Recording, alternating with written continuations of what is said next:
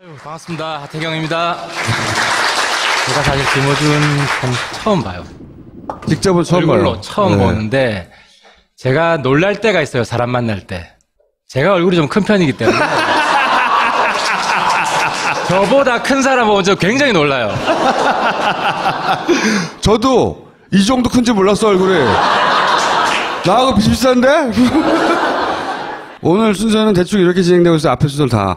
토론회 총평 하셔도 되고 안 하셔도 되는데 토론회 총평 한번 하고 그 다음에 한 사람은 정해서 패든 여러 명 패든 후드려 패고 그런 날 할 말 있으면 하고 가는 겁니다.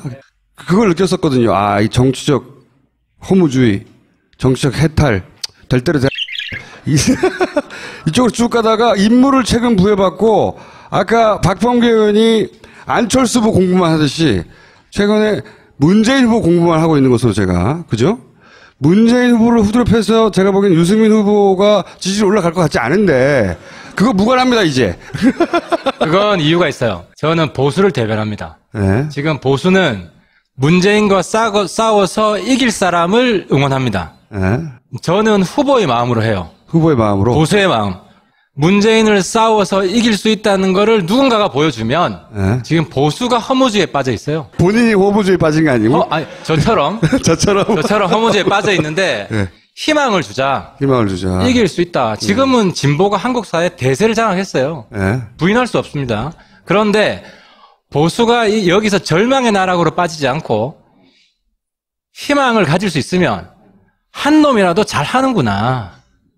지금 후보로 나와 있는 세 사람 좀 그렇지 않아요? 아, 유승민 후보를 제외한 나머지. 다 포함해서. 다 포함해서. 그러니까 문재인에 맞서는. 아, 문재인의 대항마들이 부족하다. 아, 그렇지. 내공이 네. 좀 부족하잖아요. 네. 그래서 장외에 있는 사람이라도 좀 카타르시스를 느끼게 해주면 희망을 가질 수 있다 이거죠. 질문 하나 있는데 혹시 장제원 의원하고 같은 당이시죠?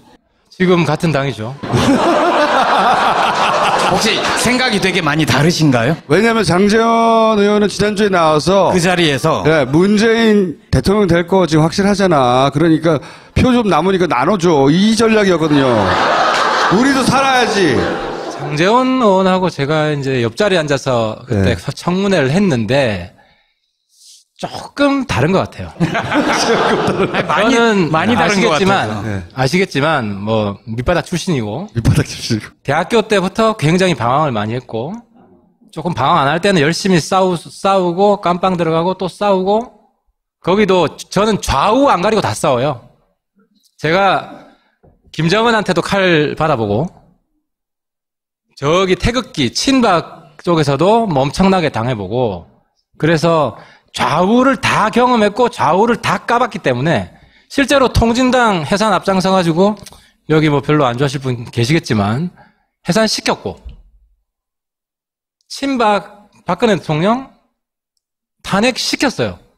앞장을 섰습니다. 가짜뉴스를 때려잡는데 일선에 그렇죠. 있었죠. 제가 또 가짜뉴스 초반에 엄청 때려잡아가지고 가짜뉴스가 확 줄었어요.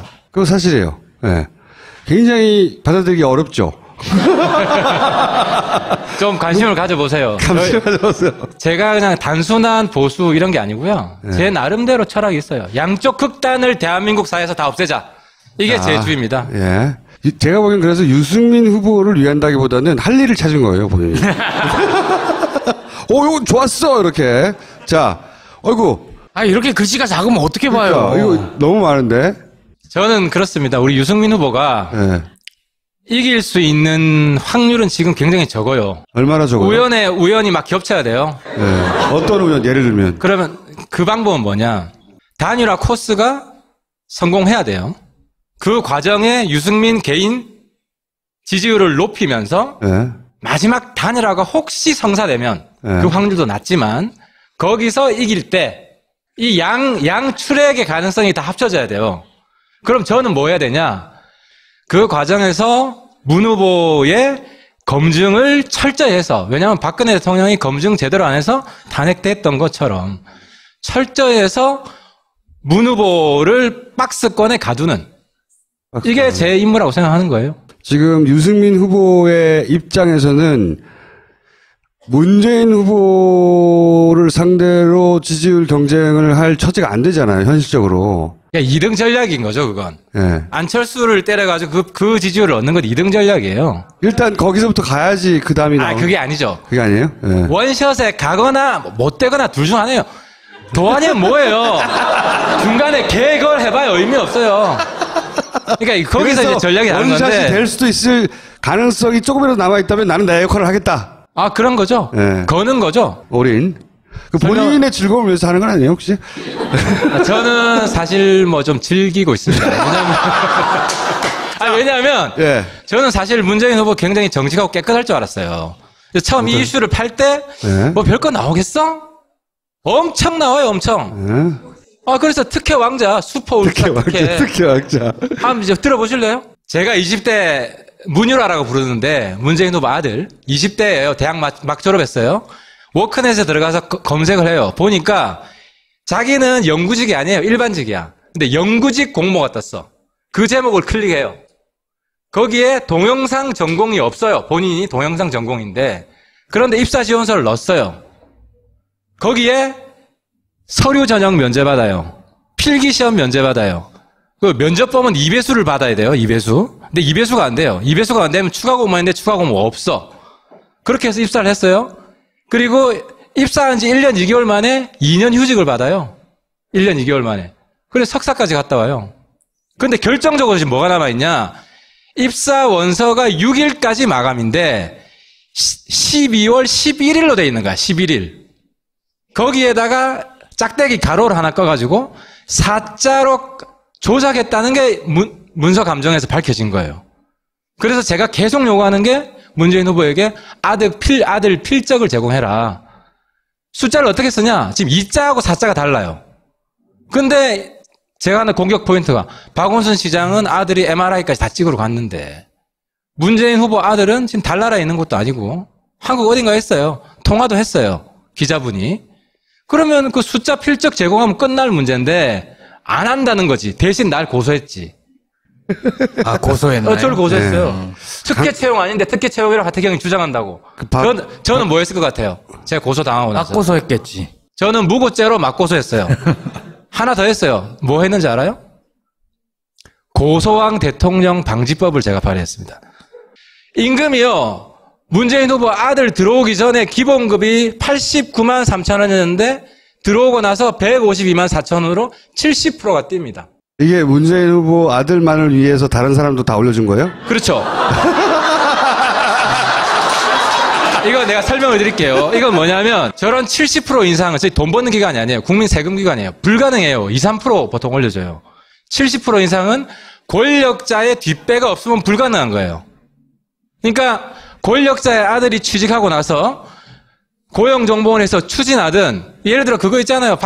박정희 대통령 아들이 육사 들어가기 위해서 그때 대입시 제도를 바꿨어요. 그런 거랑 비슷한 상황인 거예요, 지금.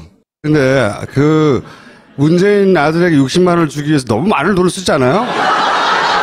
그렇죠. 예. 그렇죠. 박정희 아들 취직시키기 위해서 대한민국 입시 제도를 바꾼 때가 있었어요. 60만 원 용돈을 주는 게 아니지 이렇게. 한번 들어보세요.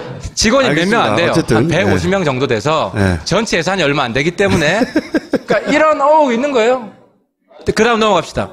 거기다가 이건 액수는 얼마 안 되는데 신입사원은 보통 업무 추진비 안 줘요. 업무 추진비를 줘요.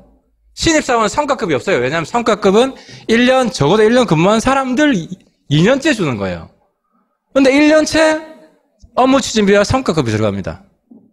그러니까 제가 즐기는 이유, 재밌어 하는 이유는 이상한 것들이 자꾸 나온다는 거지. 이상하지 않으세요? 아니 나는 누구야 우리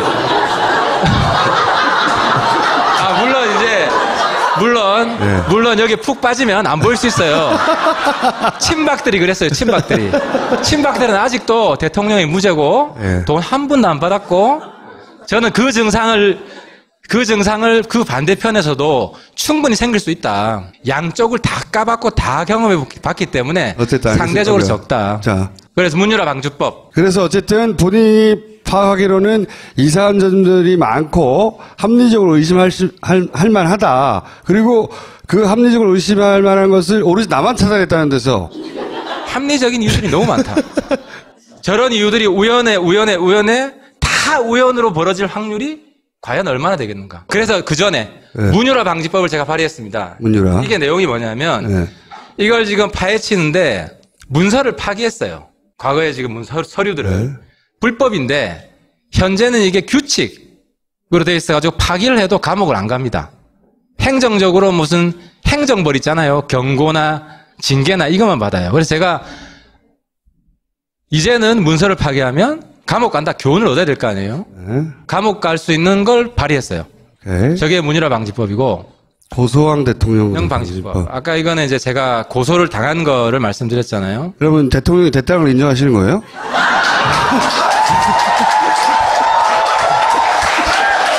현재로서는 확률이 제일 높죠. 그러니까 고소왕 대통령 후보 방지법을 해야 되는 거 아닙니까? 그러니까 들어보세요. 사실 너무 제가 일찍 패배를 인정하는 거 아니에요, 이거? 인정합니다. 제가 오늘도 토론회 갔다 왔는데 문재인 후보가 제일 많이 맞아요. 문재인 후보를 옹호하는 측이 제일 많이 맞아요. 1등 후보기 때문에 그래요. 저도 많이 맞고 싶어요. 5명 당의 후보들이, 대표들이, 의원들이 나와서 토론하면 저한테 질문하고 싶겠어요? 저는 질문 많이 받고 싶고 많이 얻어 터지고 싶어요. 그러니까 많이 얻어 터질 때 감사하는 마음을 가져도 된다. 그 정도로 지금 지지율이 앞서잖아요. 그러니까 제가 이렇게 때려도 절 너무 미워하지 마시고, 때려줄만 할 정도로 지지율이 높구나. 그렇게 해서 감사하는 마음을, 매사에 감사하는 마음을 가지세요. 저는 그걸 한번 여쭤보고 싶은데, 검증 특위를 하셨으면 여러 가지 사안을 보셨을 거 아니에요? 그 중에서 가장 얘기가 되는 게 아들 문유라였던 건가요? 그거 말고 또 하나 있어요. 그거 말고 다른 건들도 많던가요? 아니면 그러니까 가장 심각한 의혹이 제가 전략적으로 이제 싸움이 기술이기도 한데 제보가 많이 들어와요. 여러 가지가 들어오는데 아무래도 이제 아들 문제는 20대 우리 시대의 가장 큰 고민거리고 또 문재인 후보를 지지하는 그 층에 있기 때문에 전략적으로 선택한 거죠. 네. 그렇죠. 네. 전략적 싸움 걸기에 가장 좋은 사안이고. 그 안철수 후보는 대상으로 삼지 않으셨어요, 아예? 검증팀에서? 안철수 후보는 스스로 검증이 되지 않습니다. 그리고 안철수 후보는 우리 연대 대상이에요. 연대 대상. 솔직하게 말씀드릴게요. 연대 대상이에요. 연대 대상이다. 근데 그걸 좀 더 여쭤보고, 자. 고소왕 대통령 방지법은 뭐냐면 네? 제가 여태까지 고소 문제로 문재인 후보와 2번 싸웠어요. 제가 2번 다 이겼습니다. 한 번은 제가 고소를 당했는데 기소도 안 됐어요. 무혐의로 이겼어요. 2014년 8월 25일. 그리고 그 다음에 2번째는 저를 고소하겠다고 보도자료를 냈어요. 그때 제가 뭘 했냐면은 그때는 국회의원이었기 때문에 문재인 후보가 고소왕 징계법이라고 그때 내용은 뭐냐면 국회의원으로서 자꾸 고소해가지고 무혐의 나거나 기각되거나 이게 많으면 3회 이상 되면 국회 윤리위에서 징계하는 법을 제가 발의한다고 했어요. 왜 그러냐면은 정치는 소통이에요. 문재인 후보도 2월 9일 썰전 나와서 그랬어요. 자기를 비난하는 게 많을 거다. 1등이니까. 고소하지 않겠다고 약속을 했어요, 그때. 다시 확인해 보세요. 고소하지 않겠다 그랬어요. 그랬는데 드디어 저를 3번째 고소를 합니다. 그때는 한 번은 무혐의, 한 번은 제가 고소왕 징계법 발의하겠다 그러니까 고소를 하겠다고 보도자료만 내고 고소 안 했어요. 저한테 그냥 기권 폐지, 당시에는. 그러니까 지금 2번 이겼어요, 2대0으로. 이번에 고소한 거는 제가 맞고소까지 했기 때문에 제가 한 방에 2대0으로 총 4대0으로 이길 수가 있어요. 그리고 또 최근에 고소를 하나 한다고 또 했어요. 그건 뭐 시간이 길어지니까 여기서는 나중에 궁금하시면 알려 드릴게요. 그러면 제가 자신합니다. 제가 1년쯤 지나면 재판 결과가 나올 텐데 제가 5대0으로 이깁니다. 거의 브라질하고 어느 나라 축구 경기처럼 제가 이겨 보이겠습니다. 자, 그걸 그때 1년... 하태경한테 박수 쳐주시겠습니까? 근데 1년 후에 요 결과가 나올 때 저희가 한 번 더 모실게요. 네. 꼭 모셔주세요. 네. 근데 그게 만약에 지면 어떻게 되죠? 지면은 제가 벌 섞게요. 푸시업 아니, 100개 제 할게요. 말은 이거가 지면 들어가 있나요? 아니면은 그거는 제가 문재인 후보랑 약속할게요. 문재인 후보가 대통령직 그만두면 네. 저는 국회의원직 던질게요. 아니 문재인, 이거는 제가 국회의원직 던진다는 건 작은 약속 아니에요. 어쨌든 나도 전 재산을 던질 테니 너도 전 재산을 던져라. 던져라. 왜냐하면 이거는 상대가 있기 때문에. 근데 제가 혼자 약속할 수 없는 거 아니에요. 정치는 상대하고 같이 하는. 근데 본인은 100만 원이고 저기는 100억이면은 이게. 그러면 좋아요. 그럼 임기 1년만 줄이세요. 1년만 줄이세요. 고소항 대통령 방지법의 내용을 설명드려야 되는데 그건 뭐냐면 간단해요. 홍보물에 자기가 고소한 것 중에 기각이나 무혐의나 무죄나 이거는 기록을 하자는 거예요. 지금 홍보물에 자기 전과는 다 들어가요. 내가 형을 받은 거. 근데 우리나라 사람들이 고소를 많이 안 해요. 그래서 이게 왜 문재인 후보가 고소를 자꾸 하냐면 국민들 입장에서 보면 고소한 측이 뭔가 억울하겠지 하는 심리가 생겨요. 고소 당한 측은 뭔가 문제가 있겠지. 그래서 저는 잘 고소 안 하는 사람인데 그래서 제가 막 고소를 한 거예요. 어쩔 수 없이. 저도 이번에 그래서 고소를 좀 하려고 그래요. 대선을 며칠 앞두고 있기 때문에 하태경이 정말 팩트에 기반해서 다 한 거다. 이걸 제가 국민들한테 어필하기 위한 거예요. 딴 거 아니에요. 근데 아무튼 고소 1년 뒤에 결론 봅시다.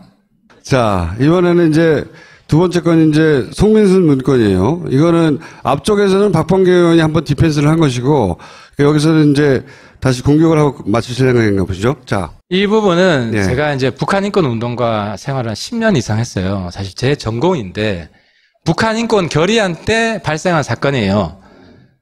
제가 여기서 처음 공개하는데요. 그 바른정당에서 문재인 후보를 고발했습니다. 허위사실 유포죄로. 이 건 관련해서 검찰이 불렀어요. 제가 그래서 내일 2시에 검찰에 출두합니다. 원래는 제가 안 가려고 그랬어요. 고발한 측은 뭐 보좌관이 가도 되고 비서관이 가도 되는데 제가 왜 어제 그저께죠. 제가 가야겠다고 결심을 했냐면 이 사건의 발단은 정치끼리의 싸움이 아니고 당시 노무현 장관 때 사람들끼리의 싸움이에요. 송민순 장관은 노무현 정부 때 굉장히 잘 나가던 사람이에요. 청와대에도 근무했었고 외교부 장관 했었고 그분이 자기 회고록에서 쓴 거예요. 저는 그렇습니다. 노무현 대통령이었다면 저는 쿨하게 이게 이렇게까지 번져야 되는 일이 아니에요. 쿨하게 인정하면 돼요. 왜냐하면 당시에는 남북 관계가 너무 좋아서 실수했지만 뭐 그렇게 물어봤다 잘못했다 이러면 10년 전의 일이기 때문에 넘어갈 수 있는 사안이에요. 그렇지 않으면 남북 관계가 좋았다. 아니 국민들은 이해해줘요. 물론 정치권에서는 이해하겠어요? 아니 어떤 중요한 결정을 하는데 김정일한테 물어봤어.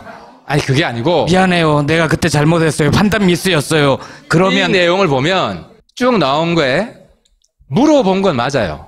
그런데 제가 적어도 품격은 지켰겠지 하는 생각이 들었는데 그건 지켰어요. 뭐냐? 대놓고 물어보진 않았어요. 이거 해도 됩니까? 그러니까 윤허를 구하진 않았어요. 그럼 어떻게 했냐? 반응을 떠본 거예요. 반응을. 그러니까 우리가 찬성하는 듯한 뉘앙스에 그건 제가 김만복 당시 국정원장이 그 메시지를 썼어요. 그 녹음 파일을 공개해서 며칠 전에 크게 나왔는데 김만복 원장 본인 입으로 얘기한 거예요. 북한에 찬성 메시지를 보내서 반응을 떠봤다는 거예요. 그래서 어쨌든 목적은 북한의 입장이 뭔지 확인하기 위한 목적이었어요. 그럼 자, 왜 이게 고발당했냐? 문재인 후보는 기권 통보를 했다고 그랬어요. 북한에. 기권 통보를 했다고 본인이 TV에 나와서 온 국민한테 다 이야기를 했어요.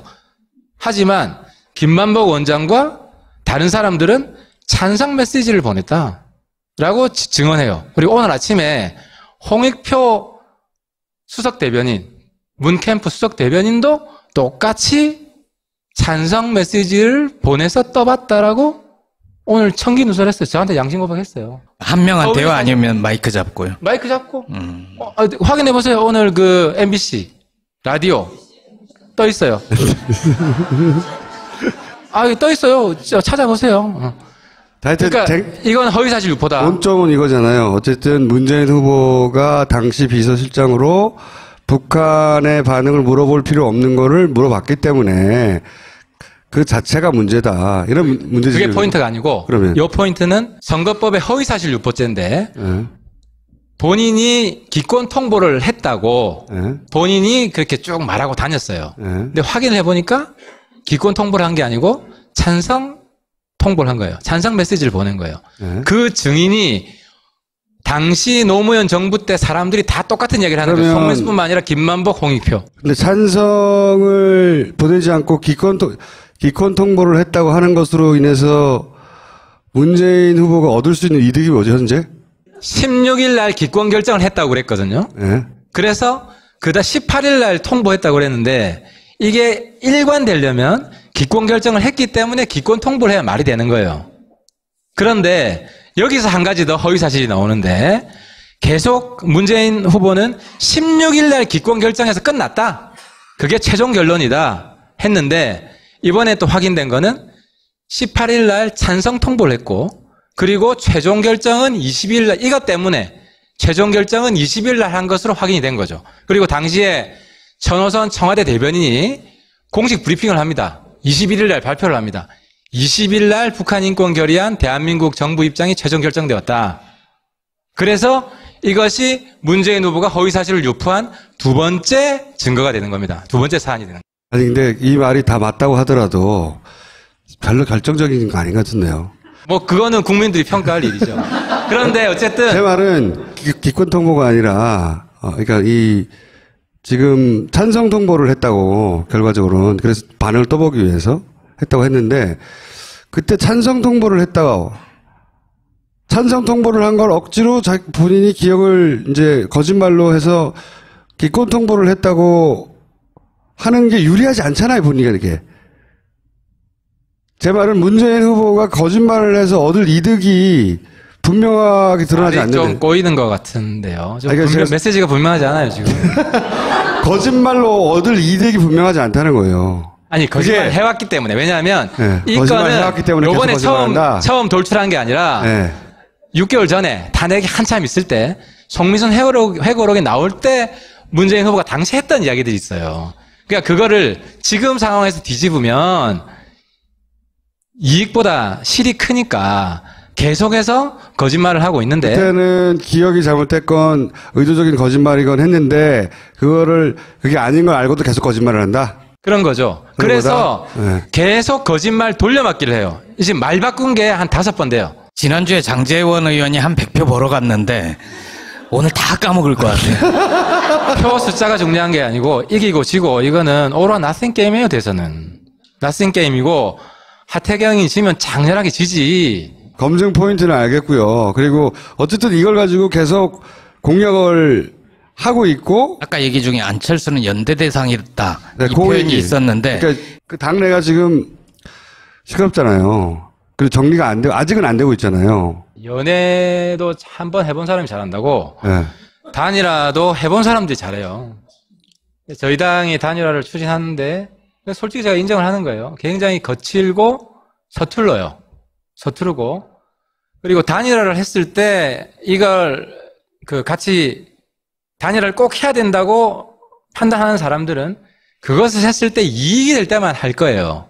근데 이 단일화를 아주 거칠고 서투르게 국민들 보기에 밉상으로 하면 이게 오히려 손해예요. 그러다 보니까 저희 당은 지금 투 트랙을 쓸 수밖에 없어요. 뭐냐? 단일화가 성공할지 실패할지도 모르는데 후보 입장에서 단일화 하겠다라고 먼저 자기가 여기에 도박을 할 필요가 없는 거예요. 그러니까 후보는 완주하는 거예요. 왜냐하면 실패할 가능성도 있기 때문에. 하지만 당은 후보가 완주할 경우에 이길 수 없다는 게 거의 확실하잖아요. 그래서 인정합니다. 하지만 만에 하나 일말의 가능성이라도 있기 때문에 단일화 트랙도 지금 굴리는 거예요. 그게 투트랙으로 보이지 않고 우왕 잡아가는 걸 당이 가는구나 이렇게 보이죠. 그거는 뭐 그럴 수 있다고 인정해요. 네. 제가 이번에 이제 바른정당도 사실 많이 안 뜨잖아요. 이게 뭐냐면 탈당하고 창당도 해본 사람이 잘한다고. 이 다들 처음이니까 전 한 번 더 하면 정말 잘할 것 같아요. 자, 그럼 이거 어떻게 생각하세요? 예를 들어서 안철수 후보나 홍준표 후보 같은 경우에 쉽지 않지만 이렇게 가면 이길 수도 있다고 하는 가능성을 붙잡고 가는 거잖아요. 근데 유승민 후보 같은 경우에는 그 길이 굉장히 멀잖아요, 지금. 거의라고 붙여주는 것도 예의가 없잖아요. 없으니까 유일한 방법인 단일화를 통해서 아주 낮은 가능성인데도 불구하고, 낮은 가능성인 줄을 모르겠어요. 다 알겠지. 아는데 이제 그거밖에 없으니까 당에서는 그걸 한번 출하해보려고 하잖아요. 사실과 다른 것은 홍준표 후보는 이기려고 하는 것 같진 않아요. 이제 그 한국당 입장은 문재인이 되는 게 낫다 오히려. 낫다 정치적으로. 안철수가 되면 자기 당이 심대하게 흔들리기 때문에 문재인이 돼야 보수가 단결하고 그래야 내년 지방선거나 3년 뒤 국회의원 선거에 유리할 수 있다. 적대적 공생관계다. 그런 관계를 지금 추진해요. 그 내부에서도 뭐 그런 이야기가 공공연히 나오고. 그래서 지금 이기려고 하는 의지를 가진 후보는 안철수, 유승민밖에 없죠. 물론 안철수는 가능성이 유승민보다 훨씬 높죠. 네. 유승민은 낮아요. 그건 뭐 객관적 지표예요. 부정하지 않습니다. 하지만 묘한 게 뭐가 있냐면은 보수 후보로 가장 적합하는 사람이 누구냐고 여론조사를 하면 유승민이 가장 1등이에요. 홍준표보다도. 네. 왜냐하면 그 전 국민들 대상으로 하기 때문에 유승민이 높아요. 그래서 홍준표가 유승민하고 단일화 하고 싶지 않아요. 자기가 지니까. 그런데 문재인에 맞서서 이길 수 있는 후보가 누구냐. 안철수, 유승민, 만약에 그때 정몽준, 노무현 후보처럼 여론조사를 하면 TV 토론 몇 번 더 하잖아요. 전 알 수 없다고 봅니다. 언제 합니까, 근데 그걸? 이게 만약에 된다면. 그래서 제가 다 인정하잖아요. 가능성이 낮다. 가능성 낮다. 근데 우리는 어쨌든 지푸라기 잡는 심정으로 다른 게 해볼 수 있는 게 없어요. 유권자 입장에서는 이대로 그냥 장렬하게 죽지 안 될 거 붙들고 있는 거 아니냐. 그래서 최대한 할 수 있는 건 하는 거지. 아니지. 왜냐면은 이게 후보도 거부하는 거를 당 소속의 국회의원들이 자기와 자기 하부 조직을 살려고 바둥거리는 걸로 보이지 무슨 장렬한 어떻게든 필사적인 이렇게 보지는 않는다고. 제가 답변을 드리면 야당은 그런 추접한 짓을 굉장히 많이 했어요. 단일화 그러잖아요. 지난번에도 문재인 안철수 단일화. 그전에는 노무현 정몽주 단일화. 그러니까 그런 이야기를 하면 제 얼굴에 침 뱉기다. 후보들이 원했잖아요. 이건 당사자가 원하지 않잖아. 당시에 노무현 대통령이 끝까지 거부했죠. 그러니까 기억 안 나세요? 후보가 결단을 한 건데. 그러니까 저는 반기문 총장이 30분 전까지 사퇴할 마음이 있었을까. 저도 그래요. 제가 본회의장 나가서 연설할 때 10분 전에 마음이 바뀌기도 해요. 결론이. 그러니까 정치는 정말 저도 이제 정치권에 들어와서 많이 느끼는 건데 변화무쌍합니다. 제가 청문회 할 때도요. 각본 다 짜고 하는 것 같으세요? 그러면 그렇게 재밌지 않았어요. 근데 상황 파악은 되고요. 이제 마무리로 유승민을 밀어주세요는 아니면 문재인만은 안 됩니다라든지 하여튼 메시지를 마지막으로. 저는 우리 국민들이 많이 성숙했다고 보고 여기 있는 분들도 저희 때보다는 이런 대립의식, 진영의식이 많이 약화됐다고 봐요. 그래서 새로운 시대의 출범은 여러분들 같은 새로운 사람들이 나오는 거라고 보이고 지금은 치열하게 싸워야 됩니다. 국가의 운명을 가르는 일이기 때문에 그래서 이 하태경이 이런 역할을 합니다. 하지만 대선이 끝나면 또 우리는 단합을 해야 돼요. 물론 저는 문재인 후보가 대통령이 되면 또 최선봉에 서서 제가 탄핵 때 앞장섰던 것처럼 정부의 견제구를 날리고 쓴소리를 하고 할 겁니다. 하지만 그 마음이나 지금 여러분들 마음이나 대한민국 잘되게 하고 대한민국 미래를 위해서 나아가야 한다는 그 일념에는 변함이 없다. 그 일념으로 문재인 까는 거다, 하태경. 저는 그 말씀을 드리고 싶습니다. 이건 단순히 정파적인 이익이 아니라 제 애국심이고 제 진정성이고 보니까 그렇게 깨끗하고 정직한 사람 아닙니다. 자, 그러면 돌아가십시오, 의원님. 수고하셨습니다. 네, 고맙습니다. 그러면 희망을 가질 수 있다 이거죠. 질문 하나 있는데 혹시 장제원 의원하고 같은 당이시죠? 지금 같은 당이죠. 혹시 생각이 되게 많이 다르신가요? 왜냐하면 장제원 의원은 지난주에 나와서 그 자리에서 문재인 대통령 될 거 지금 확실하잖아. 그러니까 표 좀 남으니까 나눠줘. 이 전략이었거든요. 우리도 살아야지. 장제원 의원하고 제가 이제 옆자리에 앉아서 그때 네. 청문회를 했는데 조금 다른 것 같아요. 저는 많이 다른 것 아시겠지만, 같아요. 네. 아시겠지만 뭐 밑바닥 출신이고 밑바닥 칩시고. 대학교 때부터 굉장히 방황을 많이 했고 조금 방황 안 할 때는 열심히 싸우고 깜빵 들어가고 또 싸우고 거기도 저는 좌우 안 가리고 다 싸워요. 제가 김정은한테도 칼 받아보고 저기 태극기 친박 쪽에서도 뭐 엄청나게 당해보고 그래서 좌우를 다 경험했고 좌우를 다 까봤기 때문에 실제로 통진당 해산 앞장서가지고 여기 뭐 별로 안 좋아하실 분 계시겠지만 해산시켰고 친박 박근혜 대통령 탄핵시켰어요. 앞장을 섰습니다. 가짜뉴스를 때려잡는데 일선에 그렇죠. 있었죠. 제가 또 가짜뉴스 초반에 네. 엄청 때려잡아가지고 가짜뉴스가 확 줄었어요. 그거 사실이에요. 네. 굉장히 받아들이기 어렵죠. 좀 관심을 가져보세요. 감시하셨어요. 제가 그냥 단순한 보수 이런 게 아니고요. 네. 제 나름대로 철학이 있어요. 양쪽 극단을 대한민국 사회에서 다 없애자. 이게 제 주의입니다. 예. 제가 보기엔 그래서 유승민 후보를 위한다기보다는 할 일을 찾은 거예요, 본인이. 이거 좋았어, 이렇게. 자, 어이구. 이렇게 글씨가 작으면 어떻게 봐요? 그러니까, 이거 너무 많은데. 저는 그렇습니다. 우리 유승민 후보가 예. 이길 수 있는 확률은 지금 굉장히 적어요. 얼마나 적어요? 우연이 막 겹쳐야 돼요. 예. 어떤 우연, 예를 들면. 그러면 그 수가 안 되면 추가 공무원인데 추가 공무원 없어. 그렇게 해서 입사를 했어요. 그리고 입사한 지 1년 2개월 만에 2년 휴직을 받아요. 1년 2개월 만에. 그래서 석사까지 갔다 와요. 근데 결정적으로 지금 뭐가 남아있냐. 입사 원서가 6일까지 마감인데 12월 11일로 돼 있는 거야. 11일.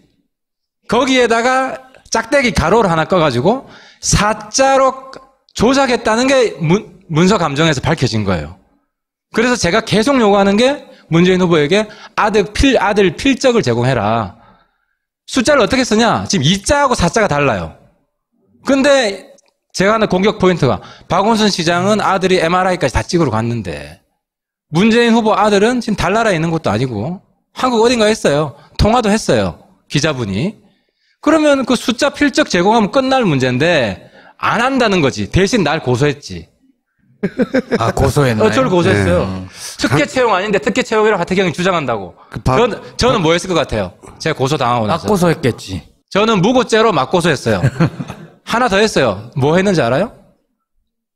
고소왕 대통령 방지법을 제가 발의했습니다. 임금이요. 문재인 후보 아들 들어오기 전에 기본급이 89만 3천 원이었는데 들어오고 나서 152만 4천 원으로 70%가 뜁니다. 이게 문재인 후보 아들만을 위해서 다른 사람도 다 올려준 거예요? 그렇죠. 이거 내가 설명을 드릴게요. 이건 뭐냐면 저런 70% 인상은 저희 돈 버는 기관이 아니에요. 국민 세금 기관이에요. 불가능해요. 2, 3% 보통 올려줘요. 70% 인상은 권력자의 뒷배가 없으면 불가능한 거예요. 그러니까 권력자의 아들이 취직하고 나서 고용정보원에서 추진하든 예를 들어 그거 있잖아요. 박정희 대통령 아들이 육사 들어가기 위해서 그때 대입시 제도를 바꿨어요. 그런 거랑 비슷한 상황인 거예요, 지금. 근데 그 문재인 아들에게 60만 원을 주기 위해서 너무 많은 돈을 쓰잖아요. 그렇죠. 예. 그렇죠. 박정희 아들 취직시키기 위해서 대한민국 입시 제도를 바꾼 때가 있었어요. 60만 원 용돈을 주는 게 아니지 이렇게. 한번 들어보세요. 직원이 몇 명 안 돼요. 어쨌든, 한 150명 정도 돼서 네. 전체 예산이 얼마 안 되기 때문에 그러니까 이런 어우 있는 거예요. 그 다음 넘어갑시다. 거기다가 이건 액수는 얼마 안 되는데 신입사원은 보통 업무 추진비 안 줘요. 업무 추진비를 줘요. 신입사원은 성과급이 없어요. 왜냐하면 성과급은 1년 적어도 1년 근무한 사람들 2년째 주는 거예요. 근데 1년째 업무 추진비와 성과급이 들어갑니다. 그러니까 제가 즐기는 이유, 재밌어 하는 이유는 이상한 것들이 자꾸 나온다는 거지. 이상하지 않으세요? 아니 나는 누구야 우리